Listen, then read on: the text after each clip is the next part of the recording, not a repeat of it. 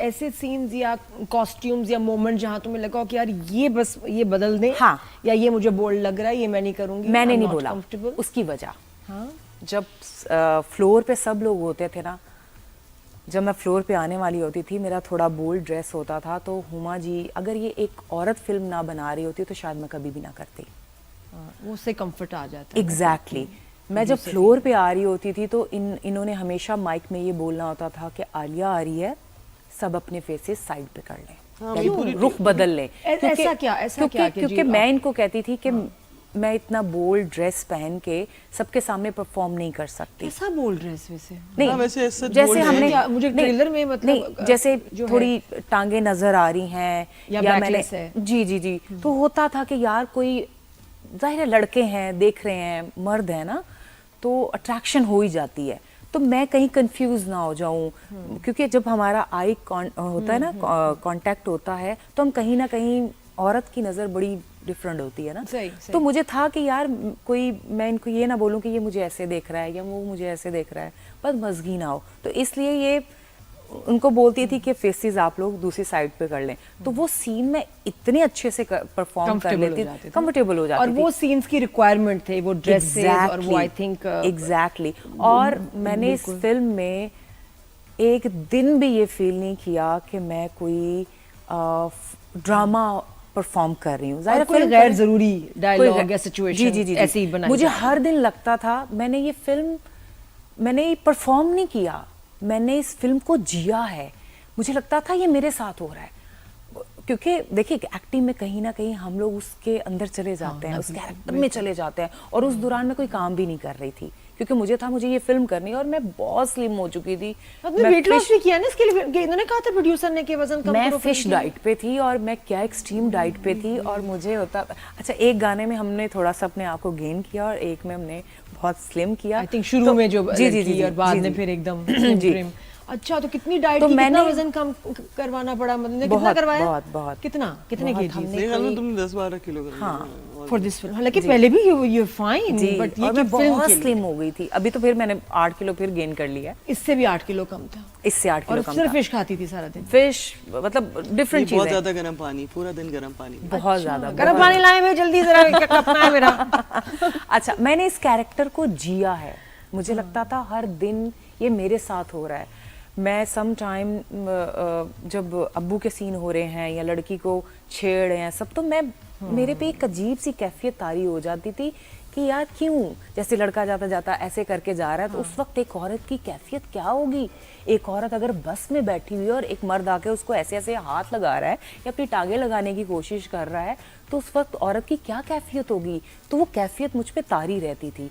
तो मैं सबको यही बताती हूँ कि मैंने ये फिल्म परफॉर्म नहीं की, मैंने इस फिल्म का वो हिस्सा जिया है। अगर आप लोग ये फिल्म देख रहे हैं तो उसमें मेरे रियल इमोशंस हैं, इस कैरेक्टर में मेरे हर उस लड़की को लेकर इमोशंस हैं जिसके साथ ये सब कुछ हो रहा है। और ये हुआ है कि जब आप मैंने जब इसका देखा भी टीजर ट्रेलर, तो मुझे देख के लगा आलिया को कि यार ये बड़ी कोई नेचुरल सी परफॉर्मेंस और रिलेटेबल कहानी है, कोई मुझे फिल्म वाला ग्लैमर चीज़ें नज़र नहीं आई। आयमा से भी पूछेंगे, बेटा welcome to the film industry, माशाल्लाह।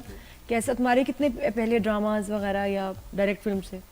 पहले ड्रामास हैं बट अभी ऑन एयर नहीं हुए। मेरा फर्स्ट एक्सपीरियंस था, सबसे पहले मैंने हुमा जी के साथ ही काम किया इंडस्ट्री में, मैंने इनके साथ ही कदम रखा, तो इनके साथ ही मेरा फर्स्ट एक्सपीरियंस था। क्या कैरेक्टर क्या है और अलीना के साथ कैसे इंटरेक्शन है फिल्म में?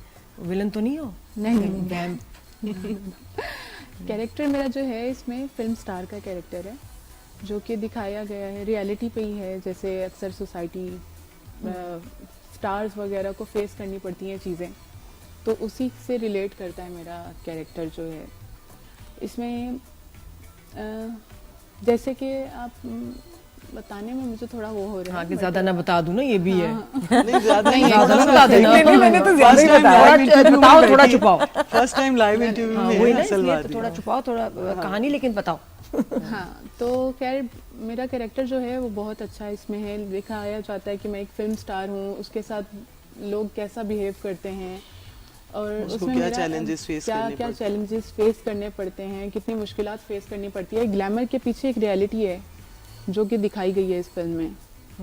तो वो सब चीज़ें हैं। और मुश्किल सीन्स थे तुम्हारे भी उसमें, कुछ कैरेक्टर में था ऐसी लाइंस या कॉस्ट्यूम्स ऐसे?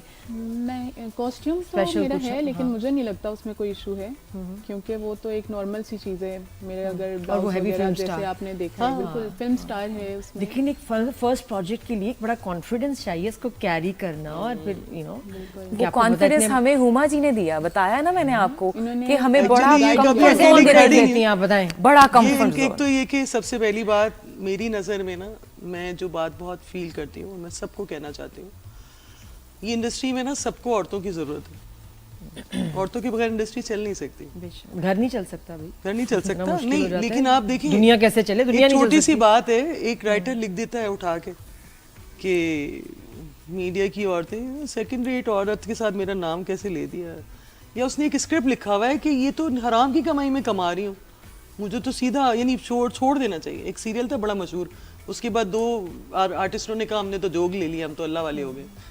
भाई आप सीन पहले तो ये बताएं, अगर आप अल्लाह वाले हो गए और ये हराम की कमाई है जो भी है मीडिया, तो आपने वो सीन करवाएगी उन लड़कियों से, वो खा भी रहे हैं, अब उससे रिस्क कमा रहे हैं, घर में ले जा रहे हैं, फिर उसके बाद सेकंड डेट भी कह रहे हैं उनको, उन्हीं औरतों को। I feel every girl on my set is respectful and anyone who is there should respect it. और मैंने एक फिल्म पहले की थी किसी के लिए, उस पर भी मैं अपने साथ एक्टर्स ले गई थी। हम अब मुख्तलिफ शहरों में जगह जगह जाके शूट की। मैं हमेशा सेट पे इनको कंफर्ट देने के लिए, क्योंकि देखिए आई कांटेक्ट होता है, आप डांस जी, कर जी, रही नहीं, हैं और और आपके लड़कियों का इतना producer एक्सपीरियंस नहीं है फीमेल, as a- और फिर आपके जैसी है, तो आपको यू फील दैट कंफर्ट। हाँ। अच्छा, अभी हम ब्रेक लेंगे, ब्रेक के बाद वापस आएंगे। मुझे एक मेरी टीम ने बताया थोड़ा, और शुरू में बहुत सारे नाम भी आपने सोचे होंगे, मुझे उन्होंने बताया कि एक जगह हानिया और शान की भी एक पॉसिबिलिटी बनी, और एक वहाँ भी एक वो ऑप्शन थी शुरू में, बिफोर आलिया एंड एमन और दूसरे लोग जो आए। गुड लुकिंग लड़कियां तो हमारी इतनी टैलेंटेड हैं ही फिल्म में, फिल्म जो आइटम है उसकी हम बात करें। ट्रेलर आपने देखा, इसमें हीरो भी बड़ा हैंडसम है, आजाद खान।